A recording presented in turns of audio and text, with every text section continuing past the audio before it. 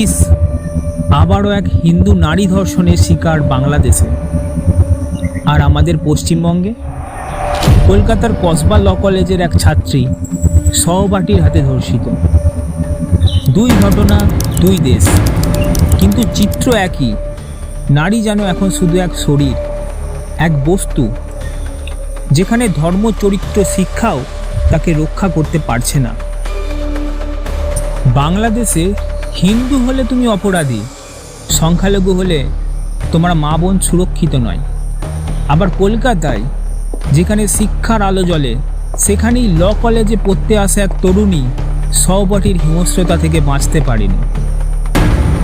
প্রশ্ন একটাই, নারীর শরীর এতটাই সস্তা? সে হিন্দু হোক বা মুসলিম হোক, সে পড়ুয়া বা গৃহবধূ, তার না বলে কিছু থাকবে না? বন্ধুরা, এই সমাজে যদি নারীর সুরক্ষা নিশ্চিত করা না যায়, তবে সভ্যতার মানে কোথায়? আমরা হিন্দু, মুসলিম, ভারত, বাংলাদেশ এসব বিভাজন পেরিয়ে আজ একসঙ্গে বলতে যাই, এনাফ ইজ এনাফ। এই প্রতিবাদ কেবল ধর্মের নয়, দেশের নয়, এটা মানবতার, এটা নারীর অস্তিত্বের।